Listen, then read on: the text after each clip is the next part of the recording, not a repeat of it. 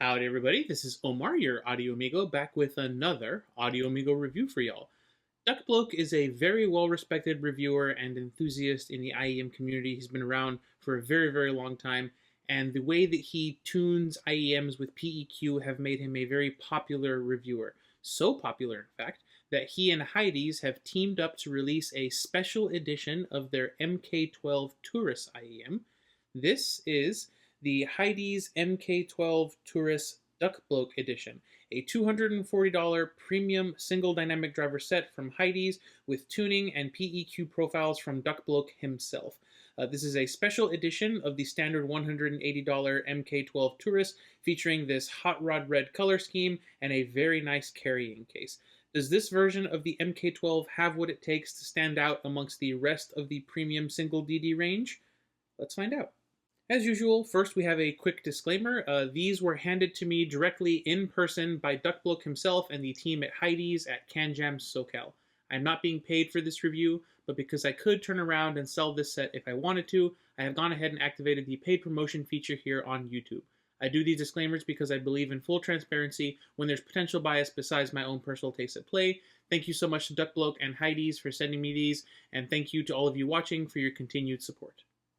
Ducbloke has gone ahead and overhauled the unboxing experience for the Mk12 here. Instead of the standard sort of Hidizs unboxing experience with the leather pouch and the standard Hidizs ear tip selection, you instead get a red hot rod cable in your choice of 4.4 or 3.5 millimeter connectors. You also get a complete set of Divinus's premium velvet ear tips in all 5 sizes. You also get this really nice leather carry case with the Ducbloke logo on it here.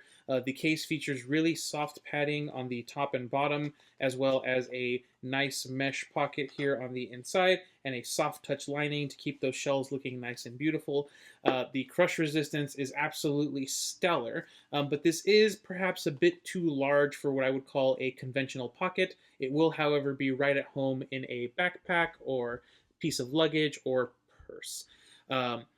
These do not include the tuning filters that the standard Mk12 Turris have, because these have been tuned with the red nozzles here, and the red nozzles here are the ones that Ducbloke wrote his PEQ for, so you do not get the versatility, physically speaking, that you would get on the normal Mk12, but you do get the versatility of his specific PEQ tuning here on this version.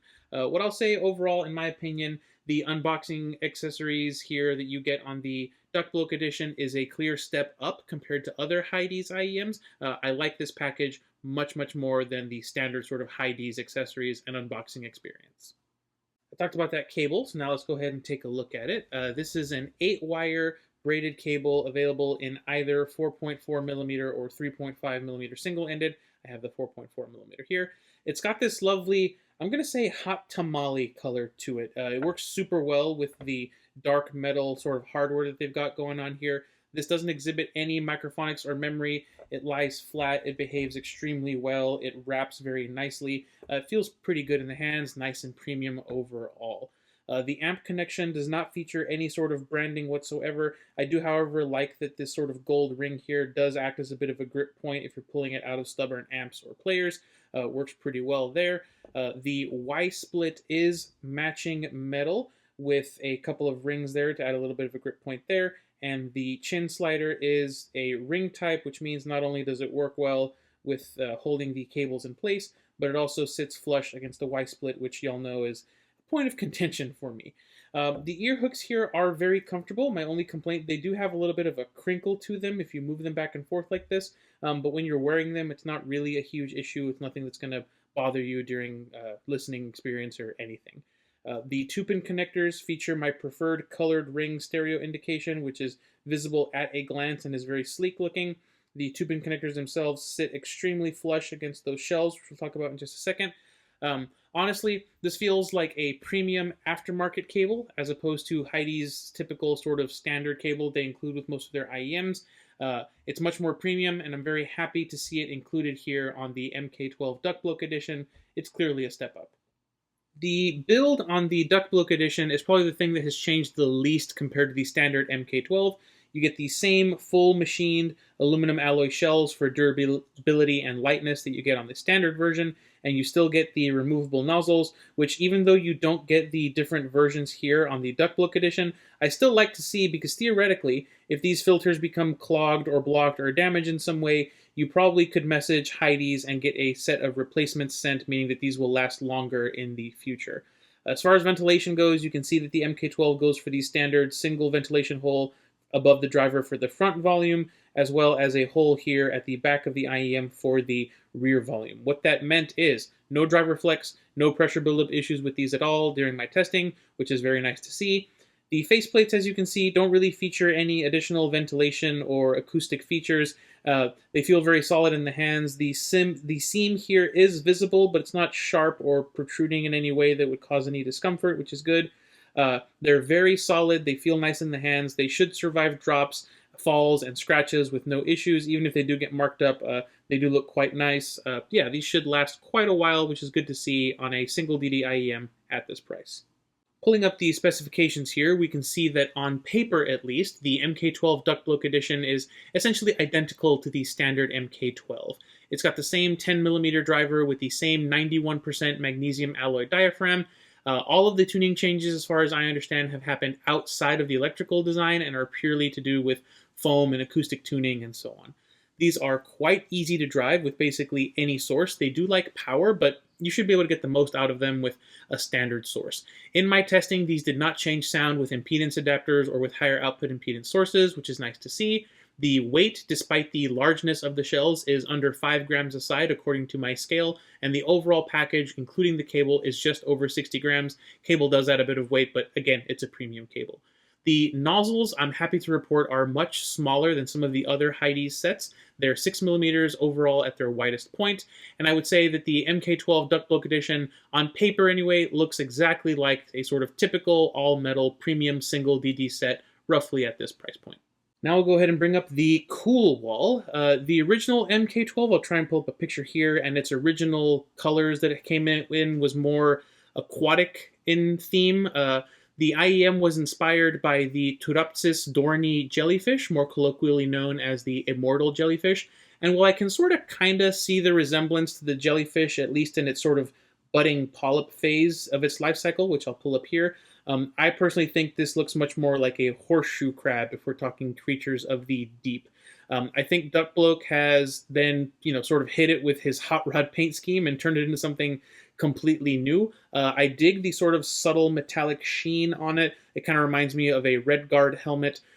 This one is definitely going to go in cool for sure. I do wish it had a bit of contrasting color, maybe a little bit of gold in there to make it sort of Iron Man-ish or pop and match the gold on the amp connector there. But overall, I think this is a very cool design. Taking the sort of marine colors and going completely against the grain with the red, I think was a good decision here. But let's see what the ladies have to say about the hot rod red version of the Mk12, and we're off to a pretty great start. We have a 4-to-1 in terms of it being pretty, with only lady number 4 and her preference for blue holding us back from a unanimous verdict here. We get the exact same score in terms of compliments and conversations, so overall I would say this is a pretty good showing from Hidizs and Ducbloke here. Looking through their thoughts, we've got some pretty cool commentary ranging from Power Rangers to Godzilla to Leaves and Trilobites.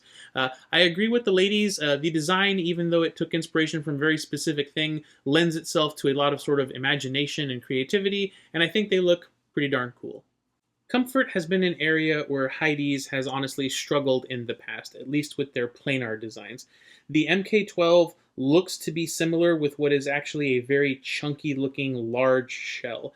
The inside is sort of a fairly standard IEM shape. You have a very slight little raise there of a comfort wing, but there's no real valley between it and the nozzle. The shape and size of the nozzles and the weight overall of the IEM is much more in line with a smaller, more comfortable IEM. And in my ears, these were no issues at all. I was able to wear them for nice long listening sessions with no real comfort issues, no hot spots or sore spots after like 4 or 5 hours of listening. They were very stable in my ears on my walks. As far as my wife goes, however, this is yet another Hidizs set that gets added to the list of just too big for her. She was able to form a rather shallow seal with her ear tips, but as soon as she started to smile or talk, they just fell out of her ears almost immediately due to the size of these shells. She did say that these were slightly more comfortable for her than the laughably bad of the MP145 or the MP143, but these are nowhere near as comfy as something like the ST2, which is a much smaller, more conventional IEM design from Hidizs. Before we get into the audio evaluation, let's talk about the 4 different tunings that you get here with the Ducbloke edition. I'll go ahead and pull up the graph here. As you can see, the analog form is quite bassy. In fact, the analog tuning is something that I would consider a pure bass head set. The neutral EQ preset addresses that by cleaning up the lower mids a bit and upping the treble to balance things out nicely. The sparkle preset then takes that and adds a little bit to the treble to give it a bit more presence and bring the sparkle forward a little bit. Finally, you have the hard hitting preset, which takes the neutral preset and adds in a bit of extra sub-bass rumble and punchiness on top of, like I said, the neutral EQ. For my review, I will be talking about the Sparkle PEQ profile, since in my testing, that was the one that I preferred for my library, my tracks, and my preferences. The hard-hitting one was also quite nice, but the Sparkle just seemed to hit the right spot for most of the tracks that I tend to listen to or that I got on my library. So we'll go ahead and get started with the audio evaluation with the place where the MK12, in my opinion, makes the most impact.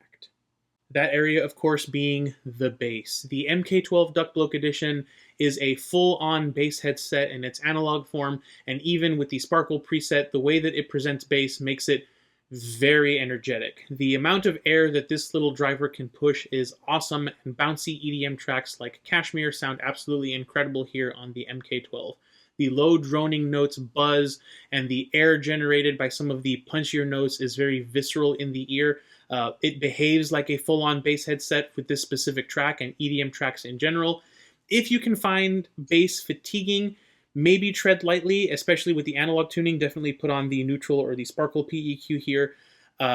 Bass guitars and kick drums are wonderfully rendered. I love listening to that big kick drum from Let's Groove on sets like this that are just really bassy and really thumpy. It's like you're sitting in the middle of the band in front of the kick drum. MK12 pulls off that presentation wonderfully. The texture here on the bass is classic single DD, nice natural attack and decay, and overall the bass presentation is what I feel a controlled version of a style that sort of approaches bass head with the Sparkle PEQ and full-on bass head with the analog EQ. With a more typical bass head set, the mid-range suffers from, sort of muddier, warmed over, thicker, sort of soupier presentation. Fortunately, with the PEQ presets, that cleans up very, very nicely. Not to the point where things start sounding lean and thin and lacking in body like a lot of sets with a dip in the lower mids or mid bass tend to have. This still retains enough warmth that the mids, in my opinion, are very forward. Holiday sounds awesome here. The drums have great impact. The distortion on the guitars is aggressive and it has a nice warmth to it. The vocals are impacted by the bass, I found, but it's in that really pleasant sort of extra gravelly, grungy way that I think suits this track very well. Masking isn't really an issue for most tracks. I will say if you're going to be listening to some very complex classical or very busy jazz, you might have a tiny bit of masking with certain instruments with certain masterings, but it really isn't a problem that I would point out and criticize here. Female vocals do suffer a little bit from the big bass treatment, but it's not to the point where it outright ruins the presentation for me. Fana's I Supreme is a little bit affected in terms of vocal tonality. I do hear it more with Tawana's vocals than Kevin's vocals. She just seems a little warmed over, and a slight bit of husk sort of creeps into her lower tones, a little bit more than I typically hear with some more female vocal forward sets. Again, doesn't ruin the track, fits the overall presentation and tuning here. The instrumentation here is beautifully rendered, and overall I think that the mid-range on the MK12 here is extremely well executed with the PEQ correction. Without it, it's a more traditional bass head presentation. You will have a lot more of that tonal affectation on both male and female vocals, and it will recess the instruments, giving it that sort of thicker, soupier presentation in the lower mids. The way that female vocal harmonics are realized here on the MK12 are the reason I think that I find them overall fine as opposed to poor or overly tonally affected. Even with the Sparkle preset, the vocal harmonics on the MK12, I think, walk the line between being forward and very dynamic and sort of recessed and more understated. The harmonics thrown off by the harmonies and the echoey vocals in Venus are all here, and they all add that nice depth and airiness to the female vocals on this track. It helps the affectation from the bass not be as prominent and not be as sort of annoying, if you will. The harmonics aren't piercing or sibilant, even at higher listening volumes, and while the decay on some of those sustained notes can be a little bit fast for my taste, this is a good presentation of female vocal harmonics with no sibilance at all. It's a very similar story with the treble. I wouldn't call this presentation fatiguing, even with the Sparkle preset loaded, and at higher volumes, I did find that some cymbal hits were maybe missing a little bit of crunchiness in their wash, but it wasn't an unnatural sound by any means. Killing in the Name Of has those really slow rhythmic hi-hats and those cymbal hits in the verse, and while they don't get overly aggressive or painfully sharp, I do think they could use just maybe a hair more sizzle, even with the Sparkle preset loaded, as I said. Then again, this is a warm-leaning, slightly bass-headish tuned IEM, and I think that the Sparkle preset does a good job of balancing things out a little bit. Plus, I mean, it's a PEQ preset. I can just up the gain there if I wanted to. The analog tuning, I will say, is even more restrained and chilled out in the upper mids and treble, giving the set an overall darker tonality. Being a single DD set at this price point, I expected pretty good technical performance from the Mk12, and fortunately, it did not disappoint. The low end is, as you would expect, brilliant, with low frequency tones and events being resolved effortlessly by this driver. D'Angelo's Unshaken has those really deep drums bursting with texture and hand feel from the fingers on the skins, and the harmonics thrown off by the bass guitar, the drums, and D'Angelo's vocals are all resolved lovely here by the Mk12. It also did surprisingly well with my Waltz for Debbie test. The background conversations were pushed forward very nicely, like they tend to do on some warmer tuned sets, and while I was missing a little bit more of the subtle glassware moments, that's more to do with the tuning than the driver, because as soon as I switched to the pure analog sound, even more of them went missing at the same volume. I would say, in terms of the overall technical potential of this driver, I think that this does rank above the SIMGOT EA500 LM, but mostly due to the tuning, it can fall a little bit behind its contemporaries in the price point, like the Origin, the Cadence, and especially the Yukimi with its very, very bright tuning.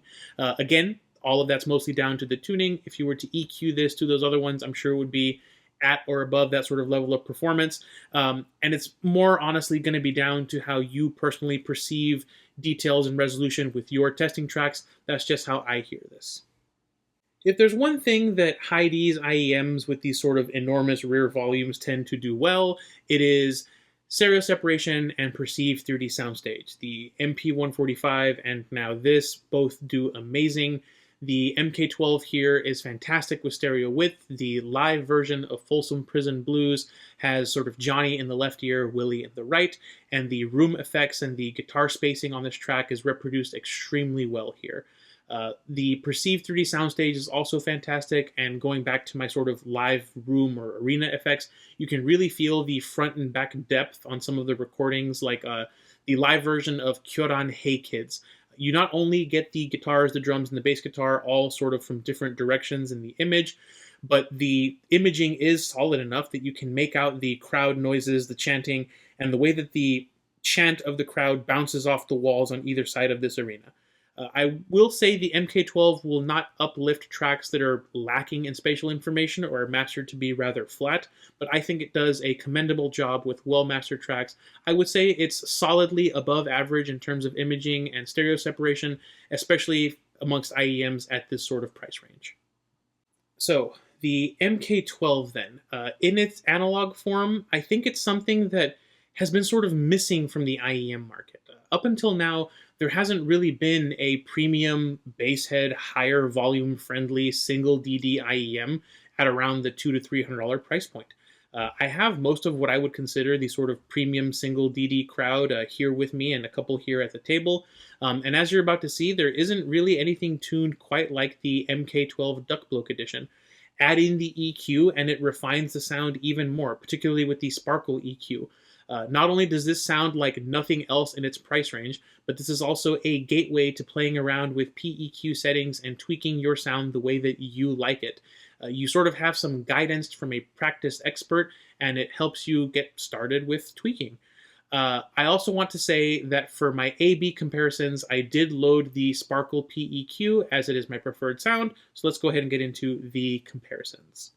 And what we're actually going to start off with here is the Artti R1, because for a while now, it's been the closest thing to a like bass heavy, full-on warm premium DD under 200 bucks. This does have very recessed mids compared to the Mk12. It's also a little bit brighter overall, even when the Mk12 is in its sparkle trim. But in my opinion, it was sort of the closest thing in sound that we're going to be looking at today. This is not as technical sounding, in my opinion. It's also not as hard hitting in the bass as the Mk12. But, you know, this was sort of what I would tell people when they're looking for a DD, warm-leaning, borderline bass head sound presentation in a metal shell. So what I will say is, if you love the Artti R1 and you're looking for a premium upgrade, check out the Mk12 Ducbloke edition. It's a similar spirit, just executed better, as you would expect. Of the sort of $200-ish premium DD options that I have tried, the one that I would say is the closest in terms of overall sound to the Mk12, even if it's not actually that close, is the Meze Alba, priced at $160 US. Before the Mk12 came along, this was the sort of most traditionally warm-tuned single DD set in or around this price range. And even it, I will say, pales in comparison to the bass impact that the Mk12 has. The Alba does make up for that with a sparklier, airier tonality, even with the Sparkle EQ loaded here on the Mk12. But I will say these two are honestly going for very different sound signatures. The Alba here is more of a warm-leaning neutral sort of single DD profile that I think is decently common in this price range, while the Mk12 is going for more of a balanced bass head forward sort of sound. The Alba is much smaller in the ears, and while it might look like a Rebel in terms of tuning compared to the rest of the single DD sets, the Mk12, if this is a Rebel, is a full-on revolutionary by comparison.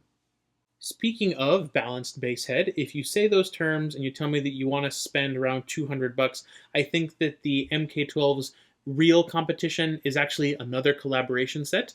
This one is with HBB. It is the Ziigaat Arcadia, priced at $200 US. To my ear, the Arcadia is a bit punchier through the mid bass than the Mk12. It just has a bit extra oomph going on. However, with the really deep notes, I feel like the Mk12 can reach deeper and has more rumble in that low end, especially with the hard-hitting preset enabled. Both of these are absolutely stellar in the bass, and both of them are using very premium dynamic drivers. One is using that 91% magnesium diaphragm. The other is using the driver from the $1,000+ Jupiter IEM. Where these two differ is how they handle the upper mids and their treble. If you're sensitive to balanced armature tonality, or you just prefer the sound of a single dynamic driver over a hybrid set, the Mk12 is going to be your choice here. However, I would say if you don't mind the sound of balanced armatures, I think that the Arcadia is a little bit more balanced and a bit more technical to my ears than the Mk12. If you like female vocals, I do not think that the Arcadia does as good a job as the Mk12. It's just not as vocal forward. But this does have a little bit more richness in the mid-range compared to the Mk12. I think both of these sets are fantastic borderline bass head options, but as I said, if you prefer that single DD sound and you like your female vocals a bit more forward, you have an alternative to the Arcadia in the Mk12. If, on the other hand, you want more of that treble presence, a bit more of a technical sound, something less musical overall, with a bit more forward mids, check out the Arcadia at 200 bucks. I still think it's an absolute winner. Lastly, I wanted to bring in the Tangzu Origin at $260 US, not necessarily to represent the Tangzu Origin itself, but more to represent the rest of the $200-ish premium single DD sets. Things like the Yukimi, the Cadence, the Oxygen, so on. All of these IEMs are going for a much more neutral or even vocal forward tuning compared to the Mk12. There's varying levels of warmth in the low end. The Origin and the Cadence are a bit warmer. Some are a bit more treble heavy, like the Yukimi. But my point is, there isn't really anything amongst these IEMs even remotely close to the Mk12. The Mk12 represents a darker, bassier, more down-tilted response than any of these that I mentioned. And while you might not immediately perceive it to be as revealing or as technical as the Origin and its brethren, I don't think any of these sets are anywhere near as much fun to listen to as the Mk12 on a track that really suits it. These also are not as easy to crank the volume nice and loud on because of that more present sparkly treble. These, again, don't really compete with each other. I just wanted to say there's now an alternative to what I think is the more common tuning for a premium all-metal single DD set. Time for our wrap-up then. In terms of warmth and bass power of what I have here on the table, the Origin is right at the bottom, along with other things that I mentioned around this price. They're just more focused on female vocals and instrument harmonics and that sort of lean, thin, clean sound. They're going for a more neutral tune. It's just what they're going for. The Alba is a bit of an outlier compared to those sets. It's warmer overall. It treats the treble a bit differently, but it's still calm in the bass compared to, let's just say, these three here. The Artti R1 is the next step up in terms of overall warmth. It's a bit of a sleeper IEM. It's a logical step up from things like the QKZX HBB and other sort of borderline bass head-ish budget IEMs. But if you're looking for something affordable, I think that this is still great, especially on sale.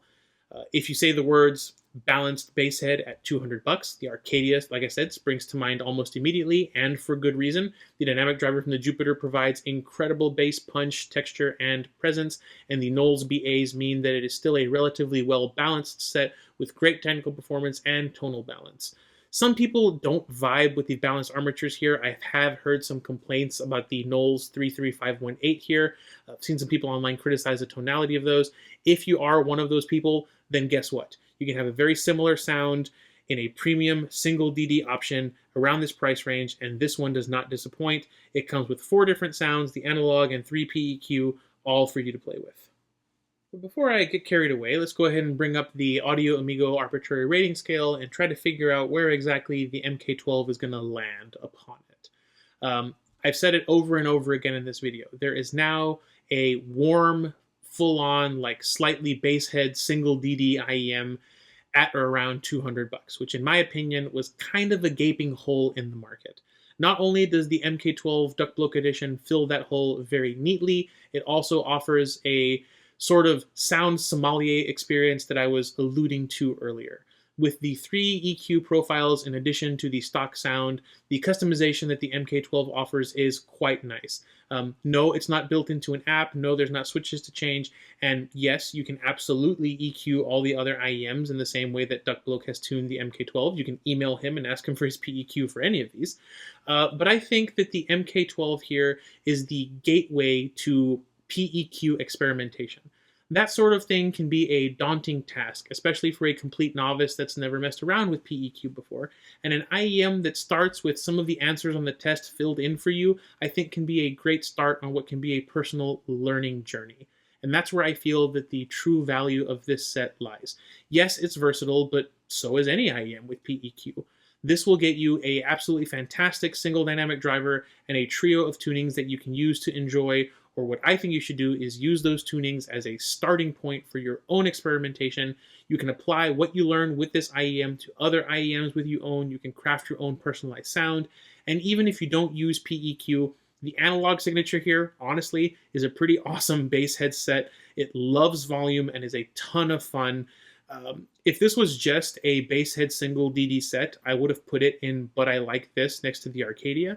But because this is more of a learning tool that offers 3 crafted PEQ sounds and a curated learning experience, I'm going to go ahead and bump it up a spot into the This is Brilliant tier.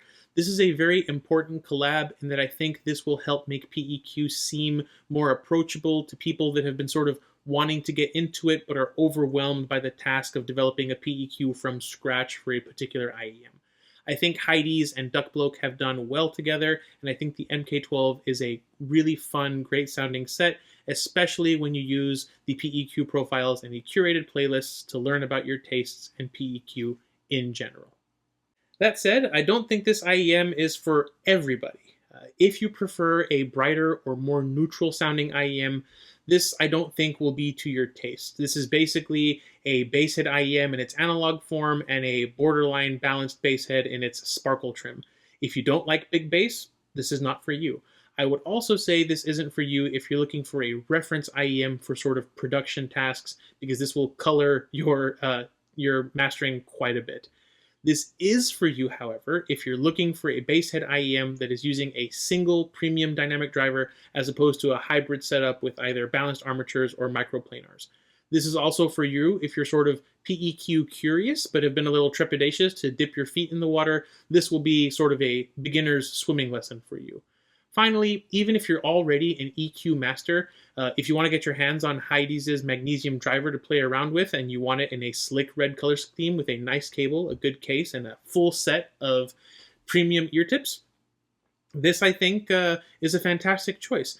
I've gone ahead and put the pre-order link to this IEM down in the description, unaffiliated as always, but I did want to say one final thing to add to this review. I know Hidizs has had, let's say, a complicated relationship with some of its customers out there. There are a lot of folks, myself included, that have had, let's say, rather negative experience with Hidizs regarding faulty or defective products that you get shipped to you. After speaking with Ducbloke and Hidizs in person at CanJam, I got the impression that everyone is trying their absolute best to make this collaboration as successful as possible. But as someone who has been sort of bitten by Hidizs customer service in the past, I will give you the same advice I give to people when I recommend the MP145.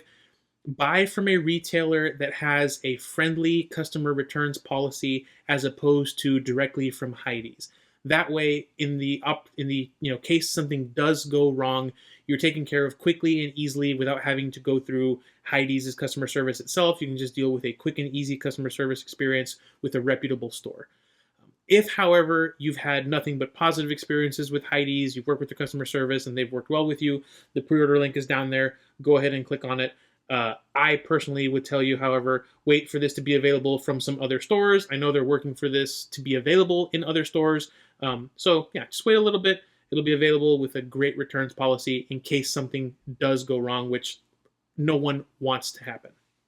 And that's it for the Hidizs Mk12 Turris Red Ducbloke Edition, a sort of borderline basehead single DD with an included PEQ sommelier experience. I think it's one of the more interesting collaborations in that it features both a physical tuning change as well as a PEQ correction curve that you can sort of play with in different ways. I think it's definitely worth checking out if you're in the market for a set with this tuning or if you're looking to learn some PEQ skills. Coming up next, we have the Ziigaat Luna, and as a quick spoiler, it's competing for my second favorite Ziigaat set, but we'll see if it can take that spot in the next video, so go ahead and get excited for that one.